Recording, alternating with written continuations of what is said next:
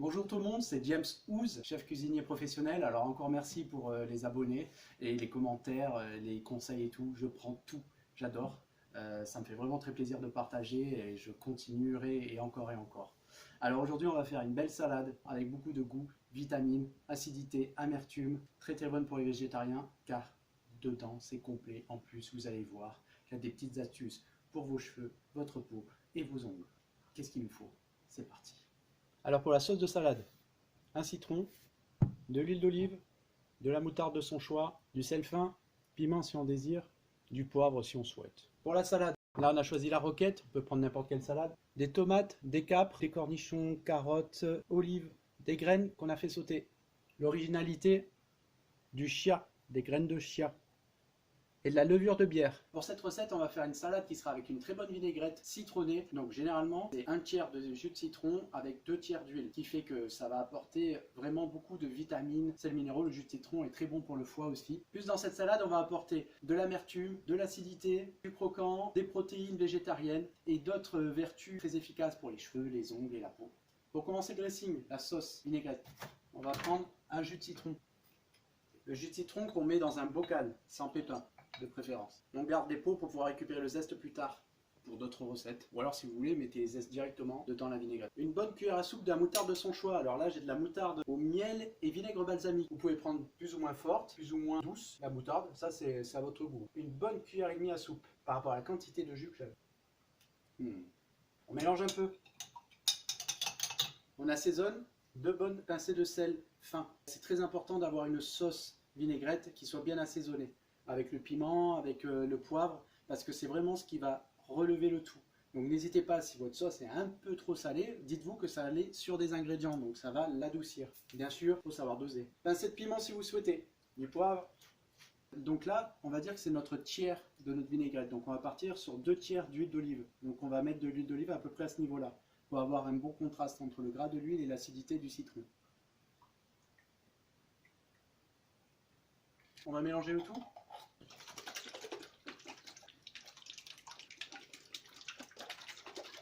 On goûte l'assaisonnement. On voit bien la consistance qui est très jolie, l'homogénéité. Moi j'aime comme ça. Donc on sent qu'elle est un peu trop salée, mais c'est pas grave, comme je vous dis, on va tout mélanger. Et l'acidité du citron, ça va vraiment apporter un plus. En plus, avec cette moutarde, petit goût sucré de miel là, et le balsamique, ça va être un délice. Donc une fois qu'on a fait ça, on peut la garder des semaines au frigo. Bien sûr, ça va perdre en vitamines, sels minéraux et tout par rapport au jus de citron. Au plus vite on la consomme, au plus vite on a le goût du jus, plus vite on est bien fait du jus de citron. Mais dites-vous que ça ne va pas tourner, quoi. C'est juste question que ça va perdre de la vitamine C. Sinon, elle ne va pas vous rendre malade si vous la gardez 1 semaine, 2 semaines, 3 semaines. Un tiers de citron, une bonne cuillère à soupe de moutarde, et 2 tiers du reste d'huile, un bon équilibre d'assaisonnement. Et c'est parfait. Alors pour les salades, ce qui est bien, c'est de pouvoir mélanger la sauce vinaigrette avec la salade, puis après la poser dans l'assiette et superposer tous les ingrédients par-dessus pour rendre quelque chose de très joli. Rien que d'assaisonner la salade seule avec le dressing et bien mélangé et après poser les ingrédients dessus, déjà ça change tout que d'assaisonner par-dessus. Et moi j'aime bien à chaque fois avant de servir la salade, la dresser séparément pour chacun. Et ça donne beaucoup d'autres effets. Donc mettez votre salade dans un saladier, uniquement la salade, et mettez la sauce à votre convenance. À peu près une grosse cuillère. Il faut compter grosso modo 60 g de salade par personne. Donc là, c'est de la roquette qui apporte du piquant, un peu d'amertume, qui va aller très bien avec toute l'acidité, le croquant que je vais mettre et tous les goûts. J'aime bien dans une salade, il y ait beaucoup de goûts mélangés. Vous avez une pointe d'acidité, un point d'amertume, un croquant, du mou, etc. On mélange bien avec les mains, il ne faut pas hésiter. Puis après, on va aller en douceur et on va essayer de donner du volume au maximum. Bien sûr, quand on va poser les aliments, ça va tasser. Donc, essayez de donner du volume. On va mettre de la levure de bière par-dessus. Levure de bière qui est très très bonne pour la peau, les cheveux, les ongles. Si vous faites une cure de levure de bière, vous allez voir, ça va totalement vous changer.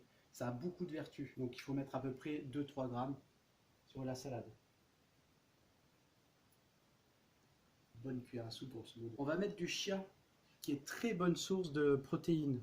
Et ça, c'est très très bien pour les végétariens. Une cuillère de chia. À peu près une demi-cuillère. Bon allez, une bonne cuillère à soupe. Ça fera pas de mal, un peu de protéines. Maintenant qu'on a notre base, on peut disposer les ingrédients joliment. Donc de la carotte râpée, qu'on a râpée nous-mêmes. Des cornichons pour apporter un peu d'acidité.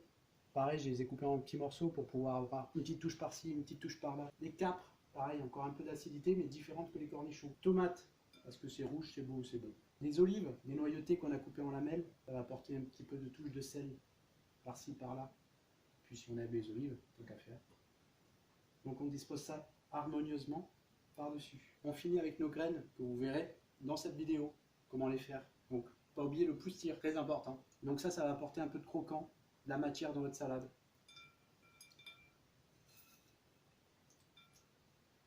Une fois qu'on a fait une belle présentation, on va mettre 2 petites tranches de pain fait maison. Voilà, joliment présenté. Et là, ça va être un régal. Donc là, la dégustation. Mmh. Mmh. Donc on sent toutes les graines, les noix, les amandes, les petits cornichons, les capres, les petites graines de chia qui croquent un peu sous la dent, l'amertume de la roquette, une tuerie, ça marche avec une laitue, avec des pousses d'épinards. Et avec ce petit pain maison, oh là là.